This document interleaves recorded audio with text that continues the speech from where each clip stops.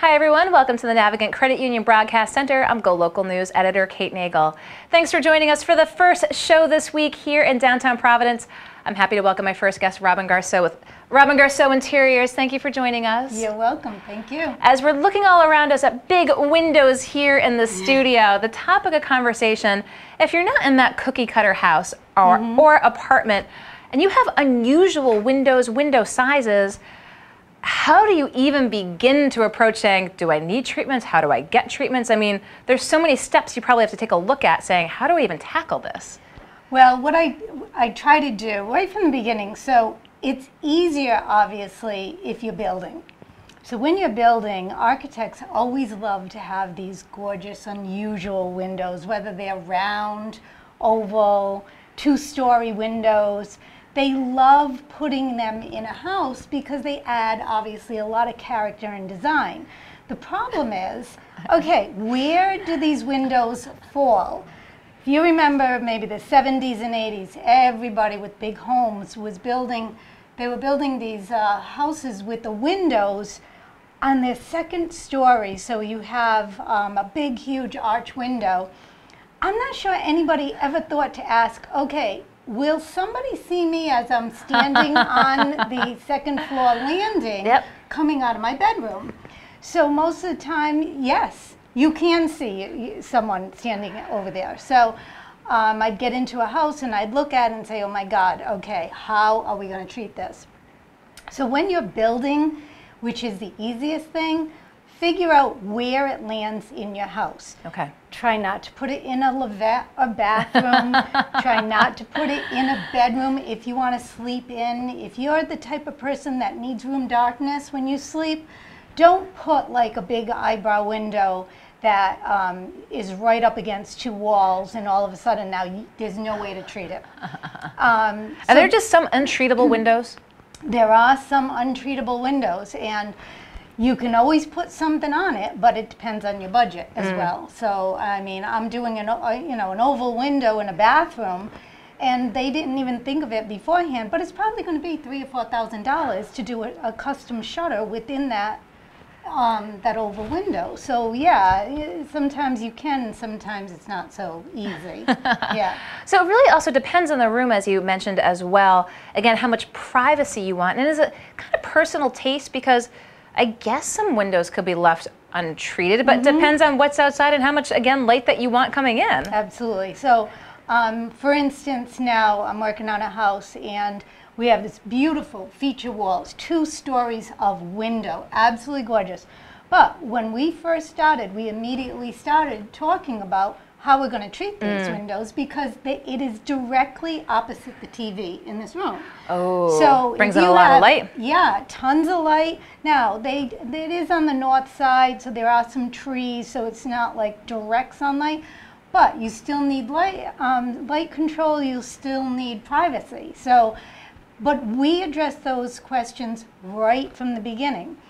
If you're in a house now that either you're buying or you're in a house now, just understand those treatments are going to cost quite a bit.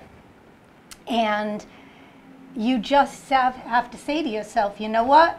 Okay, I get it. It's like paying for a fence in your yard or a roof on your house. At least you get to enjoy these treatments every day.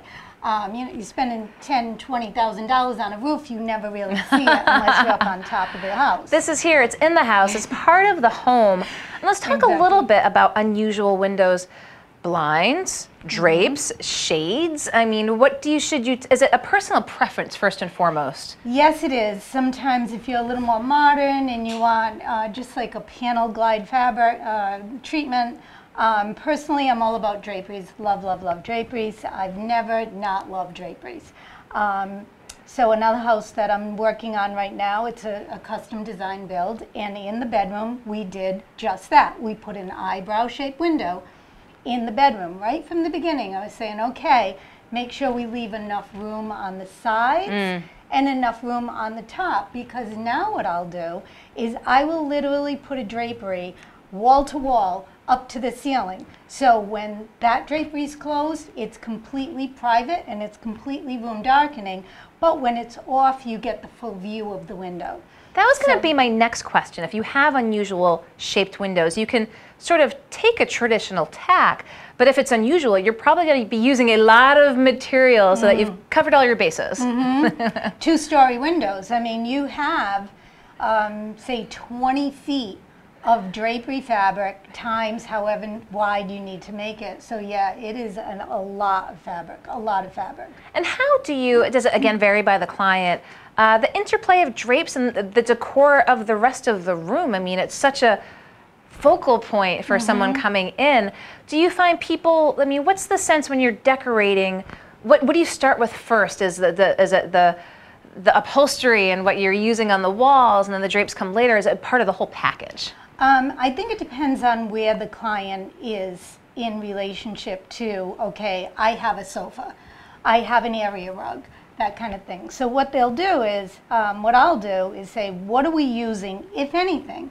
If it's brand new, we do the whole thing together. You may not order it all together, but okay, we pick the sofa, we pick the chair, we pick an area rug, we pick the draperies, or blinds, or whatever it is. We put it all together, and they either order it all at once or in stages. If they have product already, then I take that, and then we design around that. We'll choose the paint based on their sofa. We'll take some artwork, and we'll design around that. So it really depends on the client and what they have to work with.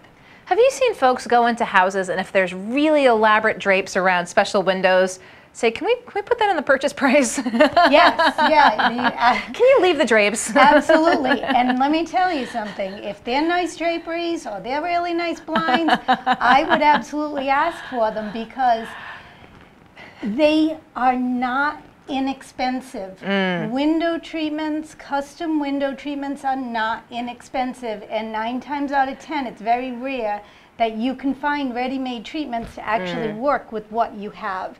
So either, if you are buying, absolutely, if it's nice, if they're shutters, if they're blinds, if they're draperies, try to get that in the purchase price, or at least try to negotiate for them, because most of the time, especially custom window treatments, they can't take those to the next house. No, they can't take it. They can't take it with you. Most of the time, you can't. Sometimes they try to put it in their new home, but try to negotiate for that, because that's a big coup. So one of the things you mentioned here about the functionality, up and down or side to side. There are some windows that you just can't do up and down. If you have a 12-foot sliding glass door or a triple slider, you really can't go up and down unless you have all these multiple shades coming, and it's not very attractive. So there are very few products that go side to side. You can do some type of blind treatment, a vertical blind, which I don't love. You could do a drapery, or you could do these panel glide fabrics that are fairly new. So those you have to go side to side, but you always have product hanging on the side. If you have a smaller door, you can very easily, 6 or even an 8-foot door, you can go up and down and do it in a way where it might just disappear behind a wood molding that is meant to look like a molding of architectural detail. Or you can go right up into a simple cornice, so something on that idea, to get the full view of your door.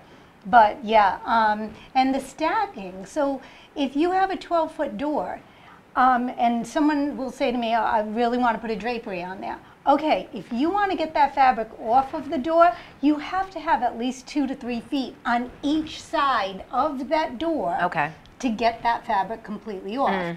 If it's some type of blind, it's a smaller stack, so we can manipulate that. But for the most part, you're trying to do a drapery on a 12-foot door, you need a 16-foot span. Yeah. You need more, again, to get it off to the side. Let's talk about those big windows. If you're getting the draperies, is it just sort of the pull stick? If it's not that one you can reach, what's the functionality of moving these big drapes? Okay, so that's a great question, because if you're building, one of the things you really want to think about before you have the electrician come in, even if you don't think you're going to do it right then, but you may want to do it down the road, you run a wire, a hard wire, to that area so you can you can do a motorized shade that doesn't take batteries. Okay. So if you have batteries, but it's 15 feet up in the air, it's going to be a pain in the neck trying to just get those batteries into that shade when the power dies. So you want to hardwire it anytime you can. If it's lower, you can easily do motorized shades very easily, or motorized draperies without a problem.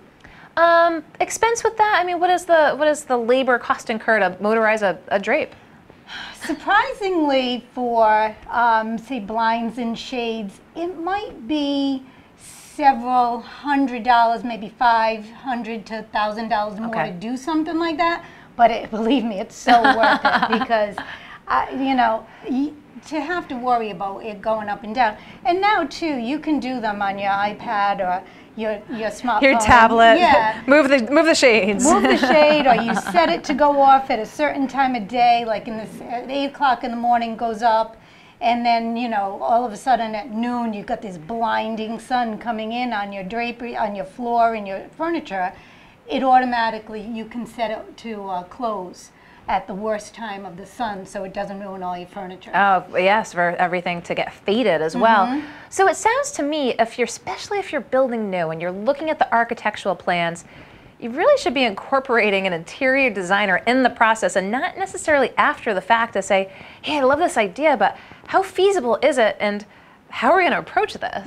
I absolutely agree.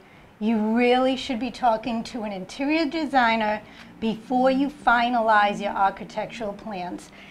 Architects do a beautiful job with the exterior. Contractors and builders are fine, but a lot of times they just don't think of the functionality and the practicality of what's going on and how you're going to live in that space. So yeah, I would absolutely agree with that. Get somebody involved right from the beginning. It will save money over time, because you won't be saying, why did we do that? Why did we do that? Why didn't we do that? I can't cover it, but you've done so many, and you mentioned a few that you had approached as well, but if done right, you know, if you've got the budget, are they worth it? Like, you know, just from that unique quality, that quality when you see them. Yeah. They really are. Window treatments to me, like I said with draperies, I'm just finishing up a house in Portsmouth. And the husband, you know, he did not want draperies. It's a beautiful view, right on the water, really gorgeous. And I said, look, trust me, they're this big on either side of the window. And to me, it just elevates the whole look of the room. Just because you're waterfront, oceanfront does not mean it has to be cute. It can be really elegant, but yet approachable and comfortable. So for me, I do them all day long. I love them. They don't have to be obtrusive or obnoxious. They just are there to warm things up, make it beautiful, and I do them all the time. So. Well, I appreciate picking your brain, because again, you know, everyone's getting that cookie cutter window when they go someplace new. And if you have odd shaped windows, how to approach it from a design standpoint, Robin Garceau with Robin Garceau Interiors broke it down for us here in the GoLocal studio. Thank you so much. You're welcome. I look forward to talking soon. I will. Okay, thanks. I'll let you go around the corner. Take care. And we'll go around the corner and bring you back the next guest here in the Navigant Credit Union Broadcast Center.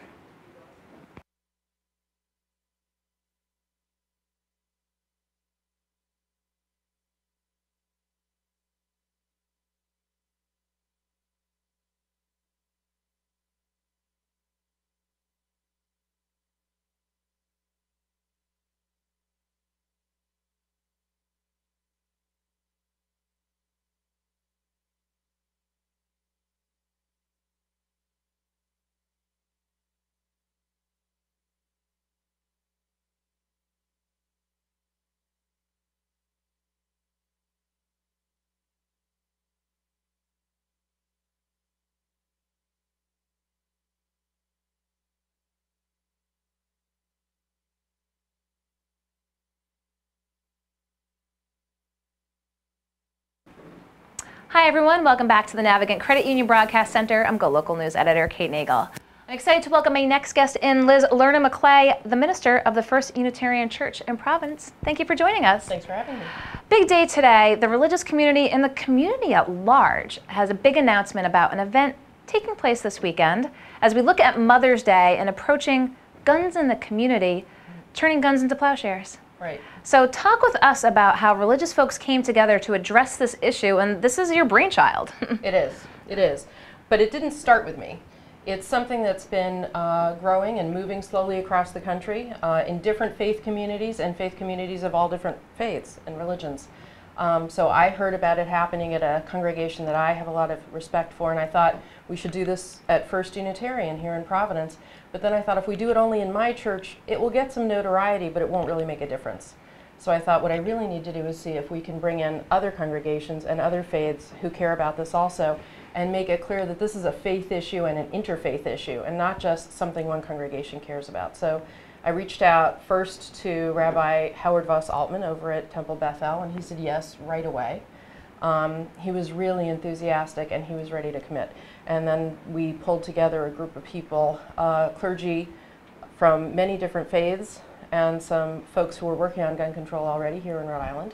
And we met together, and a bunch of clergy again said yes right away. It was not a hard sell. I think that people care a lot about this issue, and I think people were ready for an opportunity to do it. I think that the fact that so many legislators have been responding to various episodes of gun violence with thoughts and prayers made a lot of us in the religious community think, well, if the legislators are just going to offer thoughts and prayers, maybe it's time for us to get on the legislative side of things. Because you're in the business of the prayer side. I mean, let's talk a little bit about the nuts and bolts of it. It's literally taking guns and turning them into art. Yeah. It is. So what we did was we put out a call for people who wanted to contribute to this effort. Well, actually, let me back it up and say that when I first preached about this issue at my own congregation, First Unitarian here in Providence, there was a huge groundswell of support, and unsolicited, someone who was a gun owner in the congregation said that he would like to donate a sporting shotgun that he uses, a beautiful gun, to this cause. And I should back up for just a moment and say this is not about getting rid of all guns. This is not about getting rid of the Second Amendment. This is very clearly focused on three issues that are coming up with the legislator this year, which is the No Guns in Schools Act, the assault weapons ban, and the bump stock ban. So I have used hunting rifles before in training my dogs, which are hunting dogs. I have friends and relatives who hunt and shoot for sport, people who keep guns for personal safety. This is not what that's about. Mm-hmm. This is very clearly focused on the gun safety legislation that's a much bigger picture thing. So, so when I preached about this, one of my congregants came forward immediately and said he wanted to donate a firearm to this cause. And then we thought, oh, how many people in our own communities want to support this? So we started to put out the word. We had another gun come in from inside of our congregation. We've also had people outside of any faith express commitment in this, and there's a really moving story that that has really made us feel the privilege and power of what we're doing here. There's somebody in the city who donated a handgun that was used a long time ago to intimidate her by a family member. And the gun ended up coming into her possession, and she kept it all this time because she never wanted it to be used against a person ever again, and was thinking, what can I do with this gun that's responsible? And she's not involved in any congregation, but she saw a flyer about what we were doing and said, this is what I need to do because this will work to keep other people safe. She is, again, a gun owner. This is about safe and responsible gun control. So she took this particular handgun and brought it in and donated it. It was a very, very powerful thing to be on the receiving end of that firearm. So this is speaking to lots of people within faith communities and beyond faith communities here in Rhode Island. It's been really exciting to see that kind of energy. We're taking the guns in various congregations. So my own, the Temple Bethel is going to be doing it with a handgun, well, a firearm, in their worship service this coming Friday night. Central Congregational Church and also First Baptist Church will each have a firearm in their Sunday worship services, along with us, in our Sunday morning worship services. We're taking the firearms. We gave them to the Providence Police, who I have to say have been super, super supportive of this effort. Just gonna bring you a little bit closer over here. Sure. Okay. They come and talk to us and said, we don't want people to be bringing guns to churches and schools and making things unsafe for the people there and difficult for us if we're ever called into an emergency situation. Yep. And there's lots of armed people around. That's not what they want. So they've been extremely supportive of this. They took the guns that came in, disabled and disarmed them completely, made them impossible to use ever again. And now they're returning them to us, and we will be using those firearms that came in and were disabled by the police in the worship services, dedicating them in our worship services to the cause of peace, and then giving them to artists at the steel yard who are going to turn them from guns into gardening tools, which is sort of the modern day swords into plowshares, right? Which comes from Isaiah in the Bible, chapter 2, verse 4, where it talks about turning swords into plowshares. This is the modern day guns into gardening tools version of that. So can you imagine maybe an event in the coming weeks or months that you see the fruits of the labor of the Steelyard artist to say, wow, you made that from a gun? Yeah, absolutely. Thank you for asking. We do anticipate that. There's a number of artists at the Steelyard who are going to be working on this with us, and a number of our congregations, including my own, First Unitarian, are very interested in getting the art back, the gardening tool, and then using it on our grounds. So it is symbolic, but it's also real. And we want to have that full cycle completed, so that we can really be part of the end of the symbolism and the revisioning of that into something that gives life, right? Gardening tools it's not just about art, it's about giving life and focusing on that instead of gun culture. And speaking of giving life, there's no doubt this was done in conjunction with Mother's Day. And just talking about the impact that you've seen, religious communities have seen of gun violence and its devastating impact on families here and around the country. Unquestionably. We have, our worship service, for example, is going to be involving a lot of people from our congregation. So we have youth who are going through active shooter drills in schools that are going to be participating in our service. We also have someone who's worked on a gun violence quilt that was made from the clothes and pajamas of children in Providence who were killed by gun violence. And she's one of the people who actually took those clothes. And imagine what that experience is like, of taking these t-shirts and footed jammies of kids who have been shot to death. And the families gave them directly into her hands. She met the families of these kids, and it was one of the most profound experiences of her life. There was a quilt that was made of them that is featured every year at my congregation in a vigil about gun violence. And families of the kids come, and teachers of the kids come. Everybody knows this already. I hardly need to say that surely one of the worst experiences anybody can have in life is to lose your child, and to lose them to gun violence of all things. And the choices that are involved in gun violence is unimaginably horrible. So yes, Mother's Day is an intentional choice, both because it lifts up the loss to parents and families of kids, which is happening so much in our country, and also because when it was originally founded, the vision was that it was supposed to be a holiday dedicated to peace and disarmament. Now, this was back in a day when people weren't using military weaponry on each other in private life. So really it was about war and trying to move from the violence of war to peace. But nowadays, when we're using the weapons of war on our streets and in our homes and our churches and our schools, we've really seen a whole new connection between the original intent of Mother's Day and the applications for it now in the modern world. And you talk about, again, legislators talking about thoughts and prayers, turning the prayers and the religious community into action. How much do you see, and you see it a lot, the religious community, and then, this is at the congregations itself with the guns, but, do you consider yourself an advocate, a lobbyist, really pushing for the legislature for these goals?